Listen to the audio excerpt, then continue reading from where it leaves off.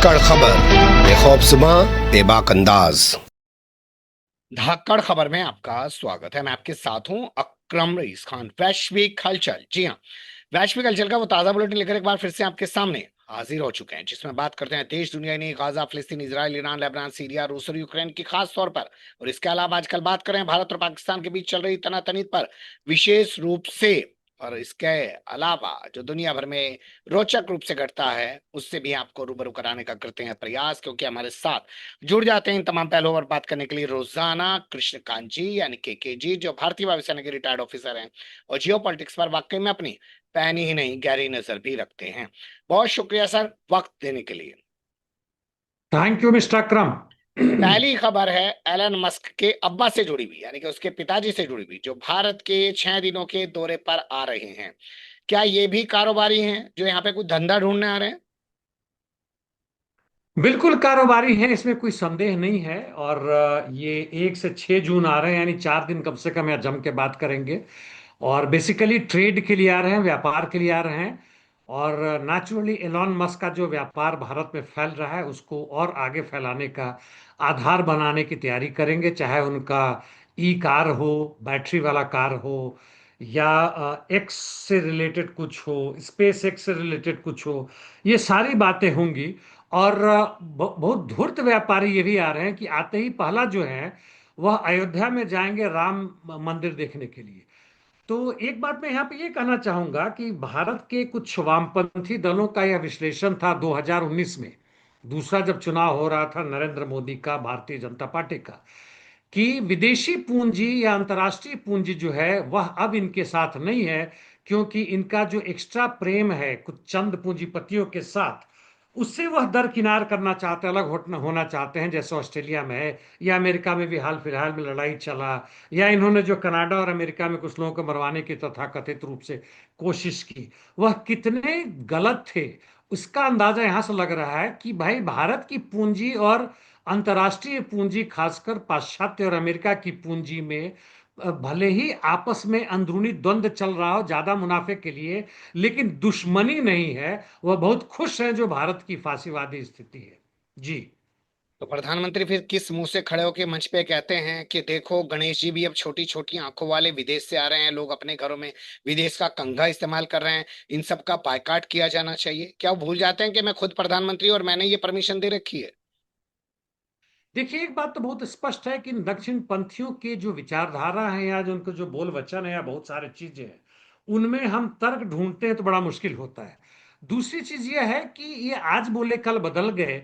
हो सकता है इनके गृह मंत्री बोल दें किसी चीज पे कि यह तो हमारा एक जुमला था, या वो जुमले ही गायब हो जाते हैं, नैरेटिव बदल गए। अब पहलगाम का जुमला बहुत पुराना पड़ चुका है। अब वो हम चौथे विश्व युद्ध के, सॉरी विश्व युद्ध नहीं, चौथे विश्व में देश बन गए हैं जिनका जीडीपी सबसे अधिक है। हालांकि उसमें भी प्रश्न आ गया और दिखाया गया कि चौथा नहीं, अभी भी पांचवा हम्म। है। लेकिन उससे ज्यादा महत्वपूर्ण है कि वह किसके जेब में गया।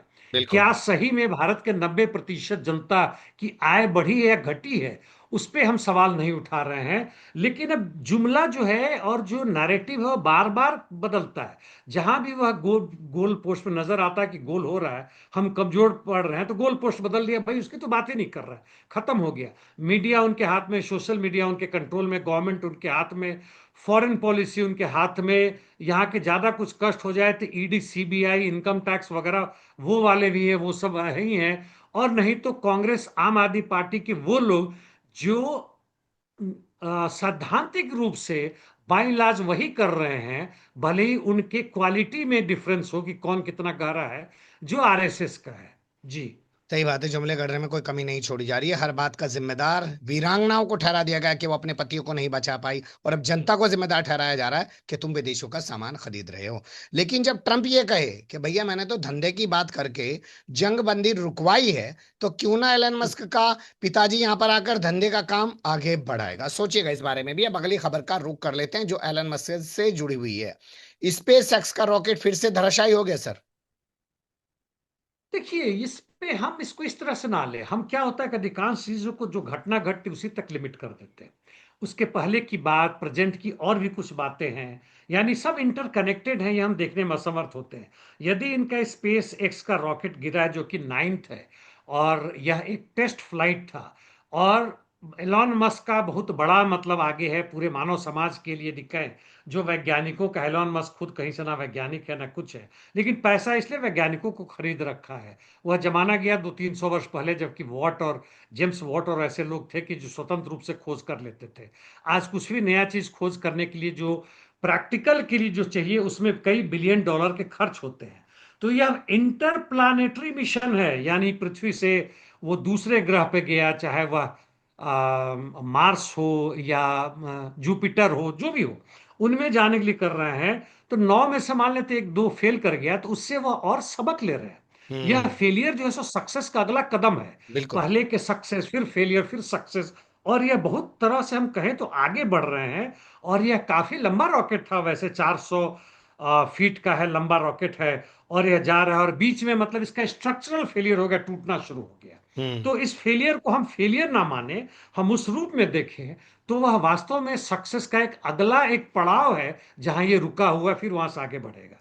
जी। चलिए, अब रूस और यूक्रेन जंग की ओर चल लेते हैं। यहाँ ट्रम्प का एक बयान मुझे मिला है, अगर मैं ना होता तो अब तक न जाने रूस का क्या हो गया होता। इस तरीके की बातें बोल रहे हैं ट्रम्प। और सीधे सीधे अब वो हमला बोल रहे हैं एक तरीके से पुतिन पर। ये जो चीजें बदल रही हैं, इनको ठहराव मानूं या उनको ठहराव मानूं कि पुतिन से गलबगियां करते हुए, उसके करीब जाते हुए यूक्रेन की जमीन और वहां का रियर अर्थ हड़पने में ट्रम्प लगे हुए थे? किसको सही मानूं सर? देखिए, कई चीजें, कई घटनाएं घटी। जब पहली बार राष्ट्रपति थे तो भारी मात्रा में आर्म्स सबमिशन दिया था, जिसका पुतिन ने विरोध भी किया था। यूक्रेन को और नेटो को पूर्वी दिशा में, यानी रशिया की तरफ बढ़ाने में की थी। और पूरा रूस और यूक्रेन के बॉर्डर पे सारा बंकर 50 से 80 फीट नीचे तक स्टील का बंकर बनाया था, कि जिसमें डायरेक्टली बड़ा भारी बॉम्ब ना गिरे, 2000 केजी का या 1000 केजी का, तब तक वो नहीं टूटेगा। लॉन्ग रेंज आर्म्स अम्युनिशंस, वो मिसाइल वाला लॉन्ग रेंज नहीं, लेकिन जो पहले 20 से 25 किलोमीटर था, उसको 50 से 80 किलोमीटर तक का बनाया गया। जी। इनका एक तरह से कहे तो बन भी रहा था कि क्रीमिया पर अटैक करें, जो डॉनबास का बाकी हिस्सा है, जिसमें एलपीआर और डीपीआर, यानी लुहांस्क और दोनेत्स्क में, जो वहां के विद्रोही कुछ न कहीं से रूस के साथ मिले हुए थे, रूसी लोग ही थे वहां पे, जी। रूसी भाषाई लोग, रूसी संस्कृति वाले लोग, उसको खत्म करने की बात है। और अभी हाल फिलहाल में हम देखें तो 3 से 4 दिन में 2000 के आसपास ड्रोन्स मारे हैं यूक्रेन ने पूरे रूस में। हम्म। यहां तक कि पुतिन के हेलीकॉप्टर पर भी मारने की कोशिश की इन्होंने। और बिल्कुल। इसके जवाब में जो रूस ने किया है, पूरे जगह आ रहा है कि यूक्रेन धधक रहा है, लहक रहा है।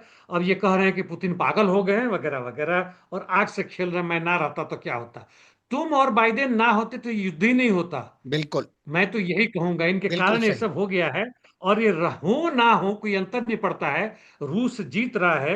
यदि आप 1 मिनट और मुझे मौका दे तो नहीं मेदवेदेव नहीं, की इस पे बात करते विस्तार हैं। से बात करेंगे सर, क्योंकि तस्वीर थोड़ा जी बदल ठीक है, रही है। ठीक है। ऐसा लग रहा है कि जिस तरीके से जर्मनी वाले चांसलर ने कहा कि अब हम अपने हथियारों को रूस में कहीं भी इस्तेमाल करने की इजाजत दे रहे हैं, तो उससे तो लग रहा है कि अब रूस को भी अपनी रणनीति बदलनी पड़ेगी शायद।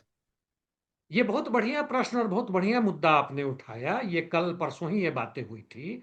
और इस पे जो इन्होंने किया है, तथाकथित रूप से रोक लगाया था खास खास मिसाइल पे, जो कि अब 300 किलोमीटर ही नहीं बल्कि 5 से 600 किलोमीटर जा सकता है, स्पेशली F-16 से लॉन्च करते हैं हम्म। हवा से।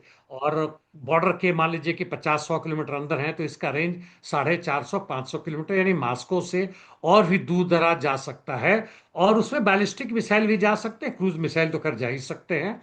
और उससे रूस को भारी खतरा पड़ता है। और यह जो है, मैं कहूंगा कि यह मतलब लास्ट 2 या 3 जो रेड लाइन अभी तक क्रॉस करे थे, वो है। अगला रेड लाइन ये होगा कि नेटो की फोर्सेस, फौज आ गई यूक्रेन में। और उसका अंतिम जो होगा कि वो न्यूक्लियर बॉम्ब लेके आ गए। जी। तो यह कहीं ना कहीं से रूस को यह एक लीगल, एथिकल और उनको आधार देता है, और दबाव डालता है पुतिन पर, उनके जनता के द्वारा, उनके मिलिट्री और दूसरे पॉलिटिकल लीडर उनके द्वारा, कि तुम तथाकथित रूप से, अभी तो हालांकि कहने को युद्ध ही हो रहा है, लेकिन अभी तक भी यह स्पेशल मिलिट्री ऑपरेशन कर रहे हैं, हम्म। यानी पूरी तरह से बर्बाद करने का अधिकार नहीं रखते। दूसरे, ये रूस का जो भी पार्लियामेंट है, रूसी जो गवर्नमेंट है, यहाँ पे ब्यूरोक्रेसी बहुत ज्यादा है। जिस दिन ये डिसाइड करेंगे कि हम न्यूक्लियर पावर का इस्तेमाल कर सकते हैं, उसमें वक्त लगेगा। ये हम्म। अचानक नहीं कि उठे और बटन दबा दिया उठ के, ऐसा नहीं है। तो अनलेस इमरजेंसी हो जाए, उन लोगों ने उधर से शुरू कर दिया न्यूक्लियर वॉरफेयर। तो इनको पार्लियामेंट से वह लेना पड़ेगा, स्पेशल ऑर्डर पास करना पड़ेगा।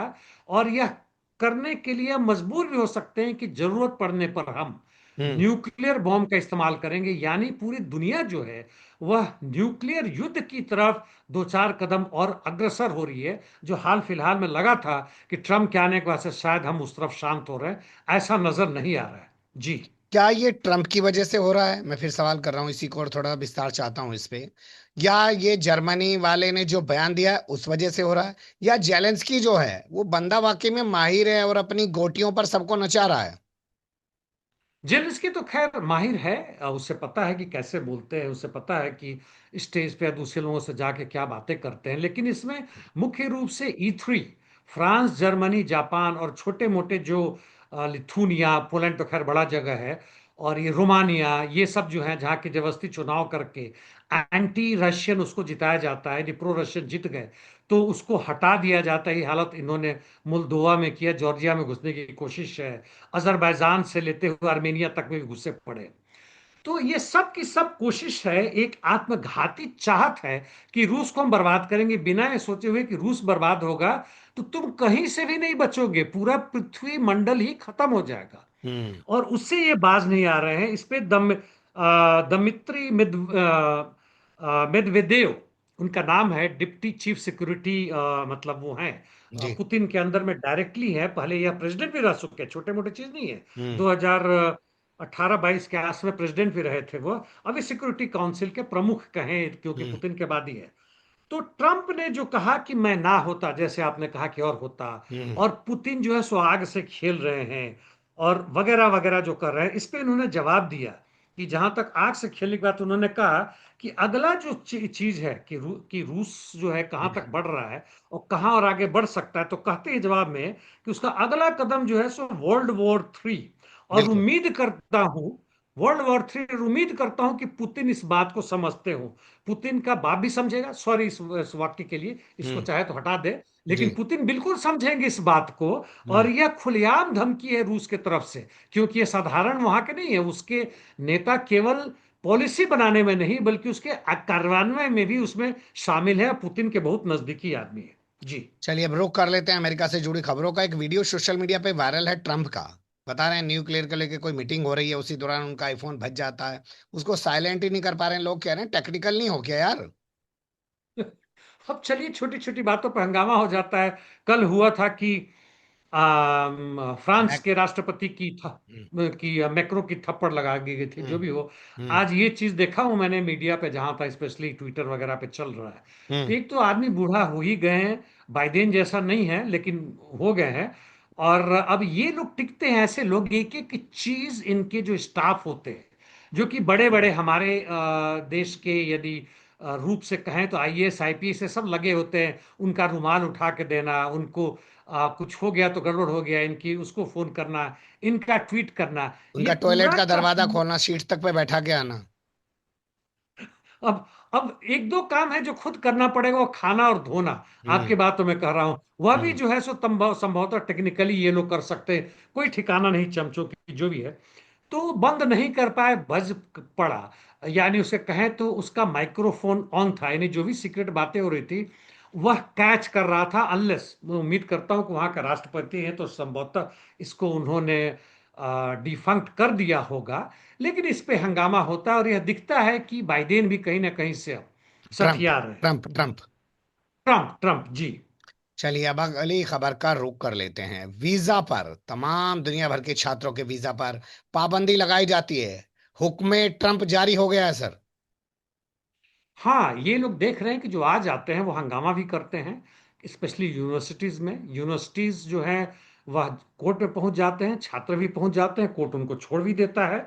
हो नहीं रहा है, तो इन्होंने कहा है कि अगला चरण जो है, अब हम जो स्टूडेंट आ रहे हैं पढ़ने के लिए, या जिस जिस तरह से भी आ रहे हैं हमारे देश में, 1700 स्टूडेंट का, उस पे हम अभी मतलब बात ही नहीं करेंगे। वो एम्बेसी आते हैं ना, जैसे दिल्ली एम्बेसी जाते हैं, उनका इंटरव्यू होता है कि वीजा पास करे ना करे, वीजा का ठप्पा लगता है या नकार करते हैं, वही नहीं करेंगे, बंद कर देंगे। अभी इसको पोस्टपोन कर दो, देखा जाएगा। और ये जो है, अभी ये अमेरिकन जनता के लिए, अमेरिकन कोर्ट के लिए बहुत मुश्किल है कि इसको नकारे। और ट्रंप जो है सो लगा हुआ है, लगे हुए हैं, जो भी कहे, अपने तथाकथित रूप से जो चुनाव के पहले वायदे किए थे जनता को, जो जुमले दिए थे, जो हम्म। जिंगुइज्म, राष्ट्र अंध राष्ट्रवाद उठाया था, उसको पूरी तरह से जीवित करने का। आप एक ही देखें कि जो भी कुछ होता है, जो नया भी आता है, वह राष्ट्रपति ट्रंप के लिए कर रहा है, या हम्म। राष्ट्रपति ट्रंप कहता है मैं करता हूं, जनता गया अब तेल लेने। हम्म। मायने खत्म हो चुका है। जी। जो बातें कही जा रही हैं कि जो भी छात्र होगा उसका सोशल मीडिया अकाउंट पूरी तरीके से वॉच किया जाएगा, उसी के बाद से वीजा दिया जाएगा, तो क्या ये लोगों की अभिव्यक्ति की जो एक आजादी है, जो अपना विचार रखना चाहते हैं, उसे बिल्कुल खत्म करने की कोशिश है? पूरी कोशिश है, केवल अमेरिका में नहीं, अमेरिका से बाहर भी। हम्म। और उनका CIA का दूत लगा हुआ है जिस जिस देश में है। जैसे मान लेते हैं कि भारत, यूक्रेन, जर्मनी, जापान, जहां भी वो होता है, यहाँ के CIA डायरेक्टली अपना कोई रिक्रूटमेंट होना हो, यहाँ की जो सीक्रेट एजेंसी है वो उनके साथ टाई अप करते हैं, जाके बैठते हैं, बताते हैं कि ये बंदा क्या क्या कर रहा है, क्या नहीं कर रहा है। उनका फोन टैप होता है, उनका हर चीज होता है, उनके डेटा बनते हैं। और AI यानी आर्टिफिशियल इंटेलिजेंस के बढ़ते जमाने में ऐसे लाखों करोड़ों नहीं, अरबों ऐसे इनके डेटा जमा होते हैं कि किसके खिलाफ कार्रवाई की जा सकती है, उसका बैकग्राउंड पूरा ले लिया जाएगा, सब कुछ किया जाएगा। इन सब दावों के बावजूद कि AI आपके निजी जीवन में ताकता झांकता नहीं है, वह खुलेआम खुला हुआ झूठ है। जी। अगली खबर का रुख कर लेते हैं। गोल्डन डॉम बनाने की जो बात ट्रंप ने की थी, उसके बाद कनाडा के प्रधानमंत्री ने कहा था कि हम भी इसमें हिस्सेदार बनना चाहते हैं, पैसा लगाना चाहते हैं। अब ट्रंप ने कहा भाई तुझे तो लगाना ही पड़ेगा, क्योंकि तू हमारा 51वां राज्य है। नहीं, ट्रंप ने दो चीज कहा, आपने जो कहा सही कहा। ट्रंप ने दो चीज कहा कि 60-61 अरब हम्म। डॉलर तुम्हें देना पड़ेगा यदि हिस्सा बनना चाहते हो, लेकिन 51 51 स्टेट बन जाते तब जीरो है, तब तो हमारे हिस्सा हो गए। अच्छा। तो एक तो बात, हाँ, मतलब दबाव अप्रत्यक्ष रूप से जनता पे डाल रहे हैं। हालांकि हम्म। टैरिफ वार भी कर दिया, इसलिए जनता बहुत नाराज है ट्रंप से और अमेरिका से। वो स्वतंत्र रूप से करना चाहते हैं।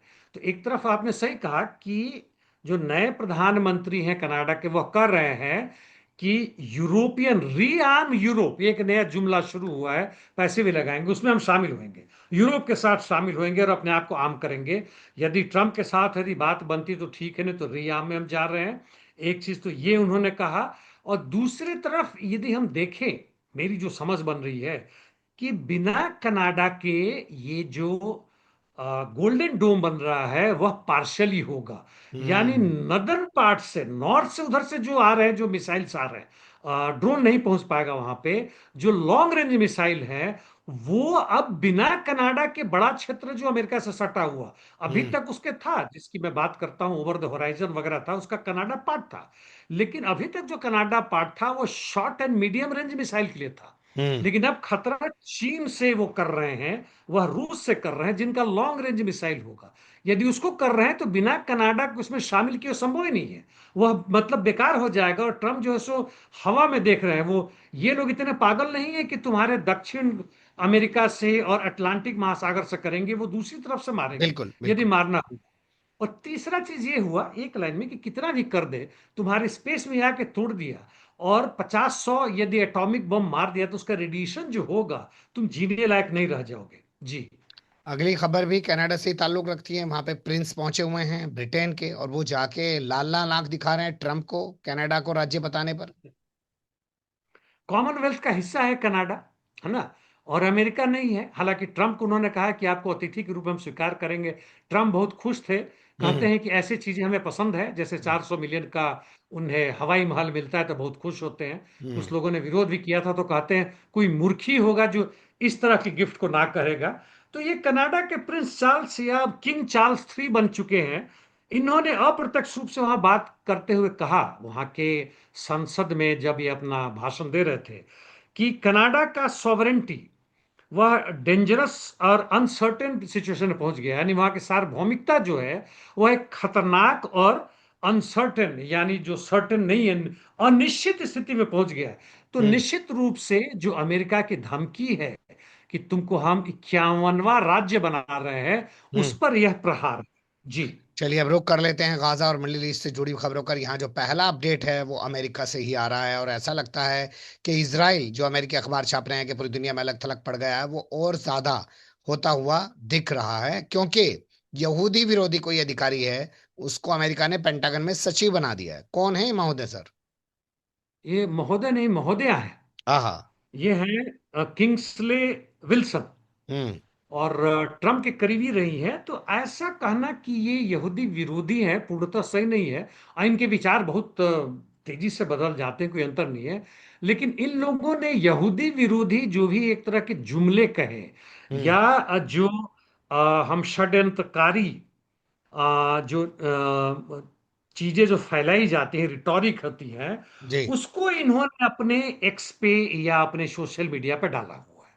तो इसलिए अब जो प्रो यहूदी है अमेरिका, यहूदी जो संगठन है, वो बहुत शोर मचा रहे हैं कि गड़बड़ कर रही है। उसमें सबसे बड़ा चीज जो इन्होंने फैलाया, जी। एक थ्योरी बनता है, ग्रेट रिप्लेसमेंट थ्योरी। हम्म। रिप्लेस मतलब हटाने का, ग्रेस रिप्लेसमेंट थ्योरी कहते हैं कि यहूदियों ने यह बदमाशी की थी। कॉन्स्पिरेसी थ्योरी, जिस षड्यंत्रकारी जिसमें बात कर रहा हूं, हम्म। वह 2011 में किसी फ्रेंच ने किताब लिखा था कि यहूदी प्लान कर रहे हैं कि वैसे देशों में जहां व्हाइट सुप्रीमेसी है, हम्म। गोरे ज्यादा हैं, अमेरिका इंग्लैंड में, वहां पे यहूदी चाह रहे हैं कि नॉन व्हाइट्स आके वहां पे धीमे धीमे इनको हटाए। गजब। तो यहूदी वास्तव में नहीं चाहते हैं, वह नॉन वाइट लोगों के खिलाफ एक प्रोपेगेंडा करना चाह रहे हैं। जैसे पाकिस्तानी जा रहे हैं, भारतीय जा रहे हैं, वहां पे हिंदू मुस्लिम या क्रिश्चियन की बात नहीं है। वहाँ और काले गोरों की इसलिए बात। वह जी अप्रत्यक्ष रूप से कर रहे हैं कि जो गोरे नहीं है, काले भूरे लोग या पीले लोग जो भी चाइनीज वगैरह है, उनके खिलाफ वो करो। हालांकि इसराइल कहता है इसमें हमारा कोई हाथ नहीं है, 2011 से आ रहा है। इस चीजों को इस महिला महोदय ने अपने उस पर डाला कि देखो क्या हो रहा है, और यहूदी ही बदमाशी कर रहे हैं। लेकिन अब ये बन रही है वहां की डिप्टी चीफ, मतलब प्रेस सेक्रेटरी है। तो बड़ी मतलब पोस्ट पे आ गई है। इसलिए भी यहूदी सब शोर मचा रहे हैं अमेरिका के जो है, कि यह बहुत गलत चीज हुआ है। और ट्रंप के शासन में वैसे लोग आ रहे हैं जो इसराइल के खिलाफ हैं, जबकि ऐसी कोई बात नहीं है। एक उदाहरण दे दूं कि इसराइल, अमेरिका जो है, जिस तरीके से बाइडेन के समय से जो आर्म्स ammunitions दे रहा था इसराइल को, उसका अभी 1.5 से 2 गुना कर दिया है ट्रंप ने। जी। बिल्कुल सच्चाई यही है, वो दिखावा कुछ और कर रहे हैं और कर कुछ और रहे हैं। अगली खबर का रुख कर लेते हैं। ब्रिटेन में 800 वकील और जज सामने आए हैं जिन्होंने हथियारों की पाबंदी की मांग उठाई है, और इसी के साथ आयरलैंड ने भी एक प्रस्ताव पास किया है। ये ब्रिटेन में जो हुआ इस प्रशंसनीय है, खासकर तब जबकि वहां की सत्ता जो है तथाकथित रूप से मजदूरों के हाथ में है, या मजदूरों के पार्टी यानी लेबर पार्टी के हाथ में है। इसके बावजूद ये इतने घटियापा काम कर रहे हैं, तो महत्वपूर्ण है। आयरलैंड वाले को मैं ज्यादा महत्वपूर्ण महत्व देना चाहता हूं। हालांकि आयरलैंड और इसराइल के बीच में $1 मिलियन का कुछ आदान प्रदान वो होते रहता है, बड़ा कम है। लेकिन मुख्य रूप से ये कह रहे हैं, आयरलैंड के प्रधानमंत्री कह रहे हैं, इन्होंने बिल की मंजूरी दे दी है और पास भी हो ही जाएगा, कि गवर्नमेंट अप्रूव्ड जो हमारा चलता था इसराइल के साथ, जो ट्रेड चलता था, हम्म। मुख्य रूप से वहां से आ रहा है जो वेस्ट बैंक का है, ईस्ट यरूशलेम है, और वो लोगों का बनाया हुआ जो सेटलर्स है, जो इलीगल है, जिसके बारे में आपके ये ट्रम्प। ICJ, ICJ. आईसीजे, हाँ, इंटरनेशनल कोर्ट ऑफ जस्टिस ने जो दिया हुआ है, जुडिशरी ने जो दिया हुआ है वर्डिक्ट, कि यहाँ पे जो माइग्रेंट्स आते हैं वो इलीगल है, और बिल्कुल। उनसे हम व्यापार नहीं कर रहे हैं। और साथ साथ वो खुद कर रहे हैं, मैं नहीं कर रहा हूँ, जिसका मैं समर्थन करता हूँ, आप सब समर्थन करेंगे, कि एक बड़ा छोटा सा उदाहरण है पूरे यूरोप के लिए, संभवतः पूरे विश्व के लिए, कि हम लोग पहला ऐसा देश बन रहे हैं कि इस आधार पे हम बाइकआउट कर रहे हैं, उनसे बातचीत करना बंद कर रहे हैं, और उनके साथ व्यापार बंद कर रहे हैं, क्योंकि इलीगल माइग्रेंट्स है। और उम्मीद करता हूं कि जिन लोगों ने हमारे साथ पैलेस्टीन को मान्यता दी थी, स्पेन, नॉर्वे, स्लोवेनिया, इस हमने बात की थी, अभी फ्रांस बात कर रहा है, जी। वो लोग भी इस चीज को आगे बढ़ाएंगे। और बहुत बड़ी इसलिए बात बहुत है। महत्वपूर्ण है, और दुनिया के जनता के बीच में जाना चाहिए कि तुम इसराइल का बाइकआउट करो। जी। सलाम करना चाहिए ऐसे लोगों को, ऐसे देशों को। लेकिन जो इनके अगल बगल के देश हैं, यानी कि गाजा फिलिस्तीन के आसपास के देश हैं, वो क्या कर रहे हैं? सऊदी अरब में ईरान के आलम दीन को, यानी कि मौलाना को गिरफ्तार किया जा रहा है। रजा कासिमानी उनका नाम बताया जा रहा है, गुलाम रजा कासिमानी उनका नाम बताया जा रहा है कि उन्होंने कुछ लिख दिया है सऊदी अरब के खिलाफ। ईरान ने भी कहा है कि ऐसे लोगों पर कार्रवाई की जानी चाहिए, क्योंकि वो भी शायद मामले को बढ़ाना नहीं चाहता है। और साफ कर दिया ईरान की सरकार ने कि वो नहीं चाहता है कि मुसलमानों के बीच या मुस्लिम देशों के बीच इन चीजों से विवाद खड़ा हो। अब रुक कर लेते हैं जो है अगली खबर का, यानी कि हम चलते हैं भारत और पाकिस्तान के बीच चल रही तनातनी की। और यहाँ जो पहला अपडेट है मेरे पास ये कि गुलाम नबी आजाद जो पूर्व मुख्यमंत्री हुआ करते हैं जम्मू कश्मीर के, कांग्रेस से आजाद होकर बीजेपी के गुलाम बन गए हैं, आजकल दौरे पे गए हुए हैं विदेश में, बीमार पड़ गए हैं। क्या ज्यादा खा लिया क्या इन्होंने सर? अब पता नहीं, ज्यादा खा लिया, उम्र का तकाजा है, या क्या किया क्या नहीं किया। हम्म। मैं ये तो नहीं कहूंगा, नहीं चाहूंगा कि बीमार पड़े और मरे, जैसे भी हो। हम्म। लेकिन मेरी कोई सहानुभूति भी नहीं है ऐसे लोगों के प्रति। हमारा हमारा लक्ष्य है मजदूरों, किसानों, अल्पसंख्यकों की एकता और उनकी सुरक्षा और उनकी सत्ता। जी। कल मंगलवार था सर, कल एक कैबिनेट मीटिंग की जम्मू कश्मीर के मुख्यमंत्री ने पहलगाम में जाकर, आज वो गुलमर्ग में जाकर जो है कैबिनेट मीटिंग कर रहे हैं, साइकिल पे घूम रहे हैं और कह रहे हैं कि हम यहाँ के टूरिज्म को बर्बाद नहीं होने देंगे, टेररिस्ट को यहाँ पे हारना होगा, टेररिज्म को यहाँ पे खत्म होना होगा, वो सब चीजें कर रहे हैं। क्या आपको नहीं लगता जो पहलगाम हमला हुआ उसकी जांच, उसके अपराधियों का क्या हुआ, उसको सबक सिखाने का क्या हुआ, सब चीजें खत्म हो गई हैं, सिर्फ बीजेपी का रोड शो और ये तमाम चीजें हावी हो गई हैं? मैंने पहले ही कहा था कि पहलगाम अब खत्म हो गया, नैरेटिव खत्म हो गया। उसके पहले पुलवामा की बातें खत्म हो गई, 2 करोड़ रोजगार लोगों को देना खत्म हो गया, करोड़ों लोगों को घर देना, वो सब खत्म हो गया। अब नए नए चीज बन रहे हैं, और सबका चीज यही है, खुलेआम है, स्पष्ट है, कि फासीवादी विचारधारा को जनता के ऊपर हावी रखना, स्टेट पावर का पूरी तरह इस्तेमाल करना ताकि जनता का विरोध कहीं ना हो। जब पूरे दुनिया में इसराइल के खिलाफ आवाज तेज हो रही है, तो भारत सरकार का एक स्टेटमेंट आना आवश्यक था। वह भी नहीं है, और हमारी जनता भी उस चीज को भूल रही है। हमारे देश में जो मणिपुर में हो रहा है, उसके बारे में जनता की तरफ ध्यान नहीं जा रहा है। हमारे देश में औरतों के खिलाफ हर रोज 6 से 7 महिलाओं के खिलाफ, औरतों के खिलाफ बलात्कार हो रहा है, वो चीजें खत्म हो चुकी हैं।